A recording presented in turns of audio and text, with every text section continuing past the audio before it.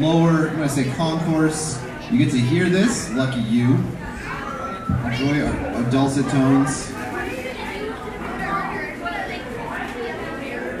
Yeah, we're gonna fill them up. Hey, Transformer dude, your cosplay's awesome, man. You're the best. Good job, Hackett.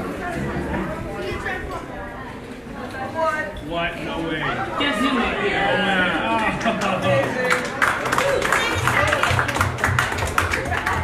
We need you in a panel. Yeah, we're gonna go back to our booth. Welcome to the Hackett panel. How'd you like to be famous? Yeah. All right, everyone who can hear us, we are at Auric of the Great White North team panel.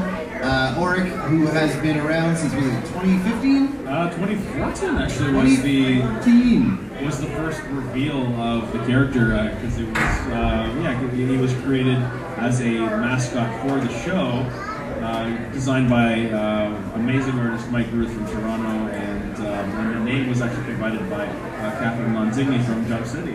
So that was his first, I guess, appearance in a con, and then the comic came 1 year later.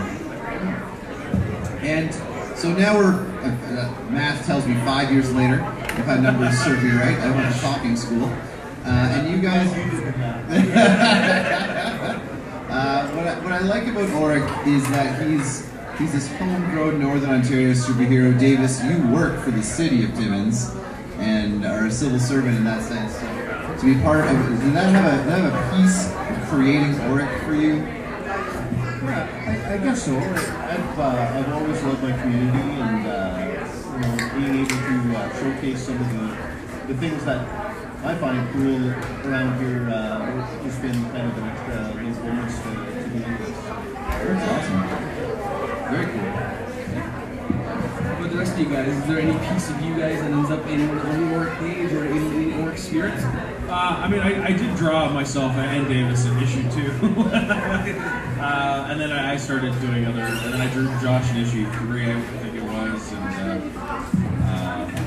and then I think Sharon she drew all of us in last year's Auric's Tall Tales at the convention, and little Auric comes and he strangles Josh. And then Dave and Steve in issue 6, right? That's there you go. All right, that's all I needed from this panel. Good night, everybody. I feel like strangling Josh might be some wish fulfillment that got slipped in there somehow. There's a little bit of aggression between the teammates here. So I want to talk, Sharon. Your role obviously is colorist, and what is that like for you in that sense for the creativity process? Because we're always talking about the artists and the sort of the drawing sense and the writing sense. So when the work gets to you, how do you feel you're influencing? Like, what's your passions to influence this comic? And remember the non-disclosure agreement we signed. Yeah.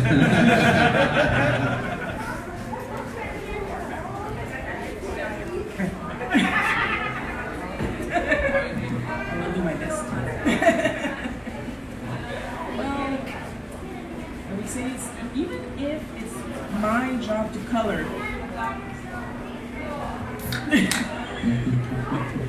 I still say like it's a team effort because there's always some back and forth, making sure I got the colors right, because I have a tendency to make it a little too saturated, so sometimes just jabs on my leash to maybe calm down and tone it down a little bit. I've always been a big fan of like nice big bold colors and stuff like that. So. Well, it comes out in Auric. He's a bold character with bold colors, and I like it. That is amazing. Well, let's talk about what you guys have brought, because there's 2 new issues out for the con this year. There's the Auric issue, and then there's Tall Tales as well. What kind of work did you guys put in to get this stuff ready for the con this week? We really hustled to get issue 5. I mean, there was, I guess, due to some other contractual obligations, I had to do other work, so I really couldn't get. What? You had to not focus everything on Auric at all. That's correct. So I mean, we throughout February that was our big hustle. We really wanted to get it just in time for the new con season. So we were like, okay, we gave ourselves a date. We just really yeah, we just powered right through it, and I think it ended up being our best issue yet. And I think we'll say that for every issue, but no, this one, this one we're really proud of. This one, it's a really good one.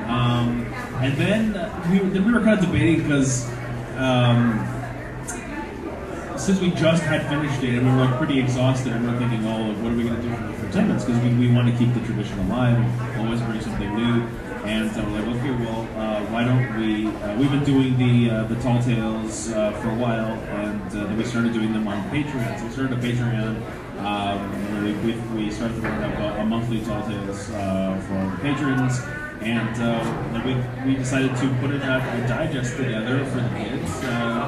So because it's not exactly accessible to everyone there, but yeah, you get the digest together. It's a bunch of short stories, and it's right for the kids. And it was we've had the privilege of having it being sponsored by the show, so they took the nitty gritty there for us. But yeah, we're really happy with how it turned out. So, I mean, I'm realizing that these two young gentlemen may not know all of the abilities and powers of Auric and what kind of hero he is.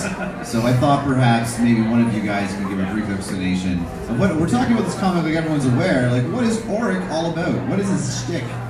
Well, Auric develops his power from a gas that's produced from a mine, and this gas has spread out throughout Northern Ontario and has changed a lot of people into beasts and monsters. And a northern goddess gives Auric the ability to pull and harness that beast inside him. So, power-wise, you're looking at in human form, he's probably as athletic as an Olympic athlete, strength-wise. So like me. You mean Steve Cook? Yeah, exactly like you. Yeah. There you go. Now you're talking. Just to give reference, yeah. Can you guys talk to me? Totally. And in beast form, obviously it's the strength and senses are enhanced, and you got to keep in mind one of Auric's greatest powers is his longevity. He's been around for over 100 years. He's seen a lot. He's failed a lot. He's learned from that, and there's a certain amount of wisdom, right? So superpowers being old and still being able to be old without dying. Yeah, exactly. So, that was an important feature for why we call this story or All Things Old. There's a lot of we're showing a lot of different things of the old way of things compared to the new way of things. And when we finish this arc, you'll have a better idea of exactly what we're talking about. Do we have a question out in the audience? Auric is not old. He does age. He is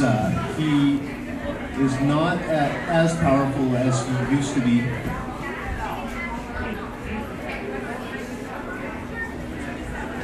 Oh, absolutely, yeah. He does age at a slower pace. There's no way he would have been able to get through. Yeah, exactly. But what we're reading now, he is not in his prime anymore. This is kind of a diminished Auric. He's still more powerful than your average person, but he's not as sharp as he used to be. He's not as strong as he used to be. So. Let's talk about that. For what's obviously we don't want to give away the contents of the comic, but what was your thought going in? Because you're wrapping up an arc, right? A story in this comic, yeah. Yeah, absolutely. Well, no, the arc will finish with 6. We'll finish with 6. Okay. And we're going to have a larger sized issue for that one because there's a lot of things that we want to feed into it before we go into the next arc, which is Josh's brainchild. So Josh is kind of taking the lead on this, where I'm kind of Editing. What's that? You're editing. Yeah, essentially. Or consultant. Yeah, exactly. Yeah. He's meaning in your support. Yeah, moral support. Could you be like Stan Lee and try to cameo in every org thing that comes in the future? Like you're the Stan Lee of org of the Great White North? I think I've got a lot to do before I can be in his class. So actually, let's talk about that. So we're starting the next story arc about a guy who sounds like he's too old to be a superhero right now. Like if the world was better, he'd probably retire. If he wasn't needed, he'd probably settle down. But he's still needed. And so Josh, how do you create a story arc to add new life to a character that's kind of coming to the end of his? That's something we're addressing. It's like he's not the hero he used to be. So how does he move forward and combat these kind of threats that are coming to Timmins? And yeah, how does he deal with them, especially since he's getting older?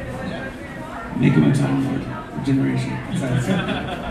And I think the building of the team around him, with characters like Dubois and Norland and Jenks, and the team will grow a little bit as we go along. There's plans there too, so I think that has been a very important thing to show that it's not just about Auric.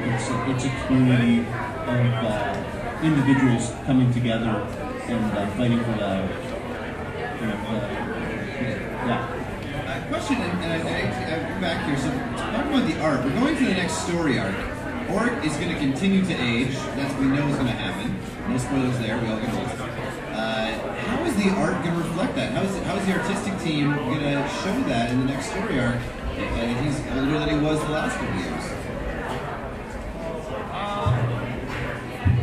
Yeah, and it's just, I don't know, maybe I'll draw him with a more receding hairline, a few more wrinkles. Receding hairline lion. The muscles are starting to sag a bit. Maybe Bob and Werther's original. Yeah, I mean, going into the next arc, I don't think it's going to change all that much. I mean, I think the power is like, he's still probably pretty much going to be the same work. This was, a few new curveballs.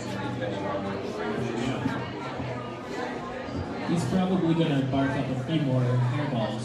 We have a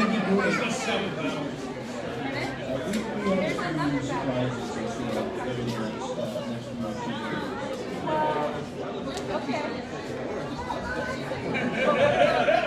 And you'll never believe what he's drinking at this bar. So are there any particular? Oh, sir, go ahead.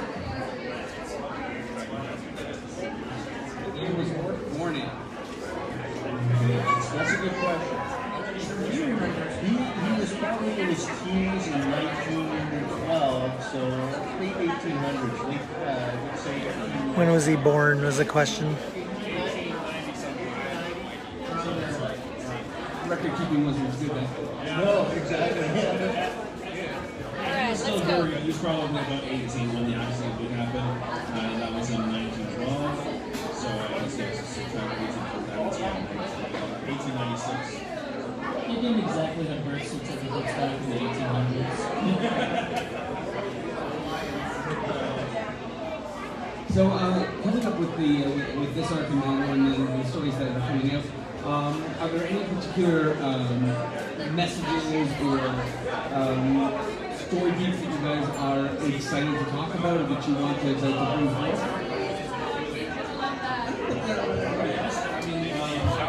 I don't, the way I see it is that when we tell a story, it doesn't necessarily have to be consecutive with any of the next one. So I mean, like, maybe when we finish the second one, the third one could very well be in the past.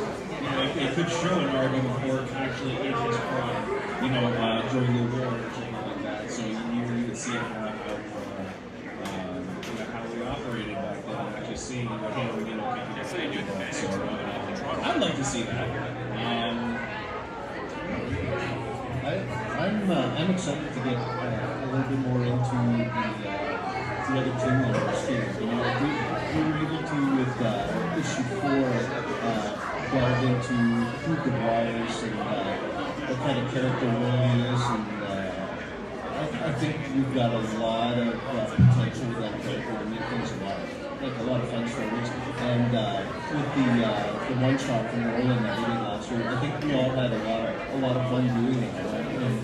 And I know for sure that that character you've just seen at the tip of the iceberg, what she can do and what she's going to be able to bring to the table as a girl for Jeremy and for Diamond. So. How much of, in terms of all these new players, how much of the Auric's team expanding kind of the growing Roland team, you know? How does that, how do you guys, is there a parallel to be drawn there, or about special? I think there's a parallel there for sure, but it was very subconscious parallel. As Oric's doing this thing, so we've been doing the same thing, but it wasn't consciously, it just kind of happened. Just Auric is looking at, oh yeah, you're cool, I like you, you have potential, let's come on in. Dave is looking at me, hey, you got potential, come on in. Weird, because he didn't say that about you yesterday in the interview at all. We did a separate interview. With some team changes. Didn't we sign a disclosure? Yeah, I saw it. That was a joke from me, just in case. No, that's why I like you guys. You guys are always such a good, solid team together, you know? Never bad nothing with Dave. So, we got three obviously Avid fans and people listening maybe here. What advice would you give to someone getting into the industry? Because you guys are proof that you can do it. You guys are proof it works. You guys are proof that you can get into comics, make a comic, grow a comic, even here in Timmins. That people think the North doesn't have access to these resources. So, what advice do you give to anyone new who would want to do what you do? I say put the work in. Put the time in, do it. If it sucks, keep doing it. If it still sucks, keep doing it. Eventually you're gonna catch on to something, you're gonna get your groove. I'm really inspired by this lady that's sitting right beside me, because she is really stubborn. but she is constantly looking to improve herself. She's reading books on her craft. She's studying coloring. She's studying inking. She's constantly trying new things. And to me, as somebody pretty young in this type of work, that's inspiring to see that. And to know that I'm working with somebody like that makes me want to put that extra effort in, right? So. Now let me ask, what are the first comics you guys worked on? Dave, as I understand, this is your first? This is my first print comic that I've worked on. Sharon and I have worked on a web comic before. This is not necessarily the ideal audience for that comic. It was back in my foolish youth when I was a little more blue. Again, it happened to have a very similar theme of Canadian superhero team, and it was very satirical, and we were showing kind of the ridiculousness of certain tropes, the rich superhero that finances the team, or the alien superhero that has no connection with humanity, and it was a lot of fun. I'm not going to speak for Sharon, but I think we had a blast. I had a blast writing it, and she did an amazing job drawing it. But I think we're in a different place now, artistically. I don't know what After we're done eating. Let's just say he's less mature, let's say, I'm still at that point, and that's why they told me to check my language before we started. The first comic I actually published was also another subtitled comic that I worked on with another writer, and it was called Post Human, and it was a post-apocalyptic tale of the first Cybertronic police officer, that kind of thing. It was kind of like akin to like what if Inspector Gadget yeah, I was really unfortunately it didn't go where I wanted it to go. And it just so happens that as I was, kind of getting off of that horse, so to speak, or just kind of just happened to come around and was easy to get right back on.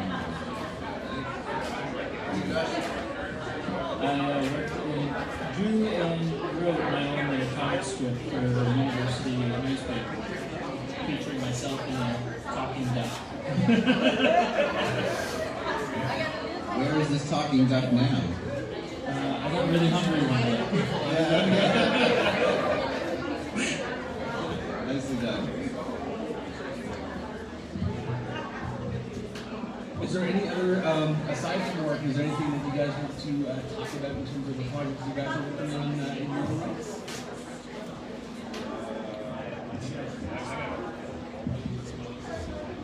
Realistically, too long, but it definitely be more interesting than my list. Well, I know that I'm fully focused on the Auric University stuff.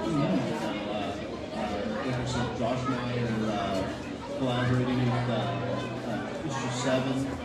Issue 6 is it's going to be a larger size issue, and the first 10-11 pages are written right now, and yeah, it's all Auric Universe right now for me, at least. Everybody else has got other things on their plate. you guys are trying to team. And you have another question. Yes.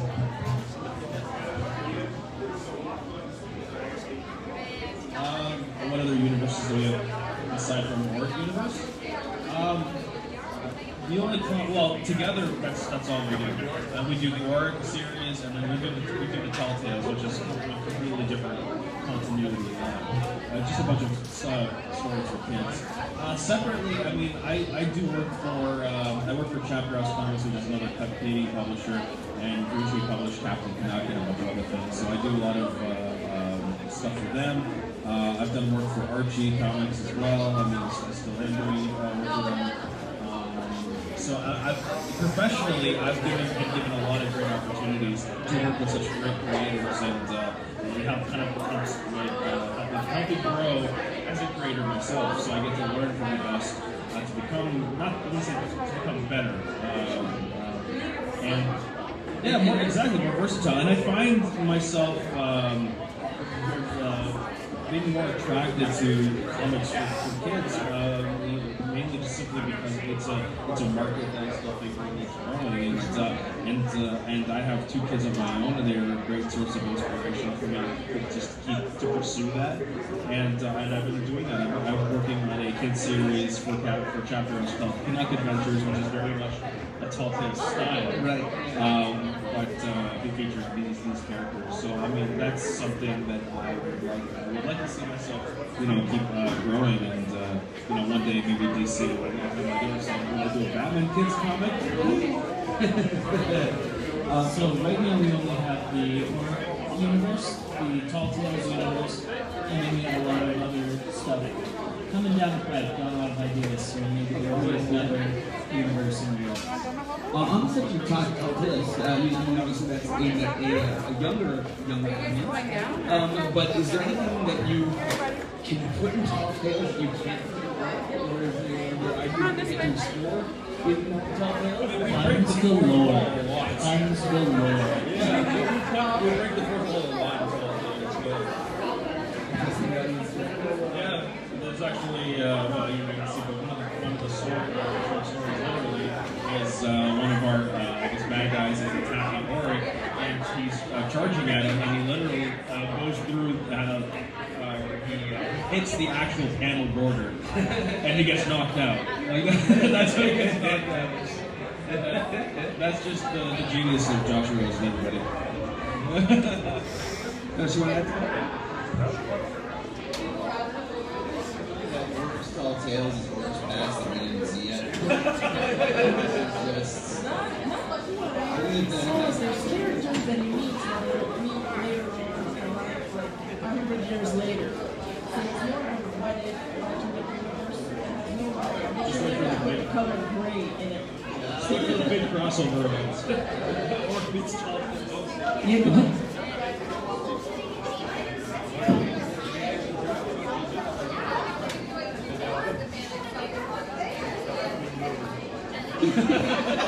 Sure, come on the table. We'll hook you up. It's a bold ask, my friend. Yeah. Yeah, this, I absolutely like it. Yeah.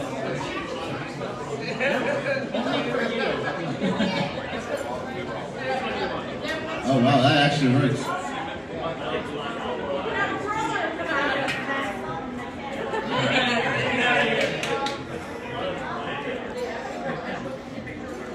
I want to thank this young man for asking so many questions, including how to get free comics.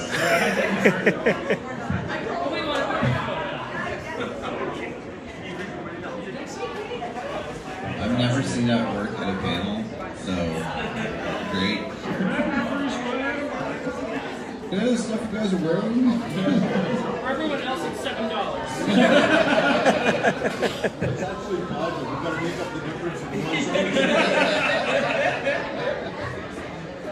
So guys, we're about a half hour. I think we're coming to an end, but something I've always wanted to know, as you've made 5 going on 6 issues of Auric and some side stories, what do each of you relate to in Auric with the Great Awakening?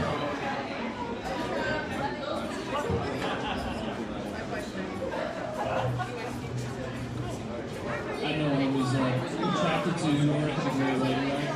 It was published before I even joined the team, and I was looking for a great Canadian comic because Japanese hadn't come out with any other content. They hadn't even started, if I remember correctly. No New Patrick Nuts. There's just a void of Canadian in the market, and all of a sudden, Auric the Great Awakening set in Canada.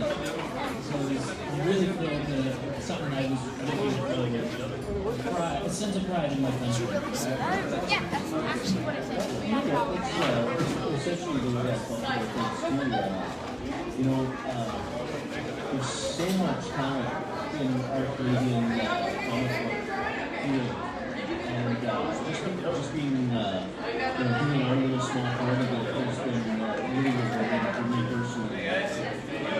And just see other talented creators, artists, and writers just mentioning Auric or saying, hey, I did a good job with the latest issue. It's been one of the most rewarding things that you can imagine for me. I think personally it's just been this everybody have this kind of like symbiotic relationship. Whereas like since the beginning when we first published the book, the art was completely different. And I've grown and as I progressed through the series, so much better. And so it's kind of like it's gotten better and stuff. So it's like the character grows and I grow. We grow together, and we're all growing together as a team. So there's a big sense of growth and community, and I think that's important too. And you just gotta more remember to take these things for granted.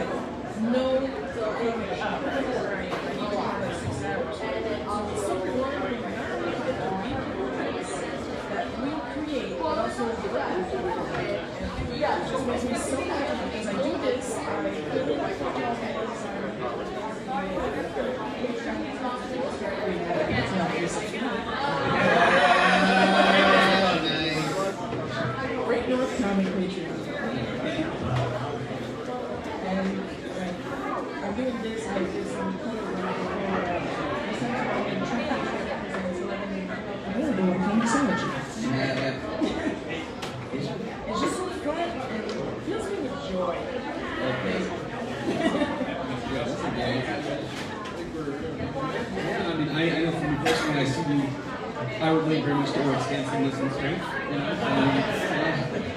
relate to how he's old. But yeah, I think any other questions from you? Anything else you want to know?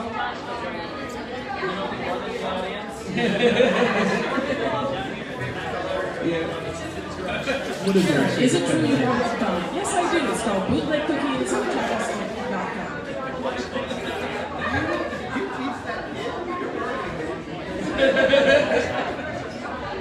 Well, guys, then thanks very much for sitting down with us and talking about Auric. Always a pleasure.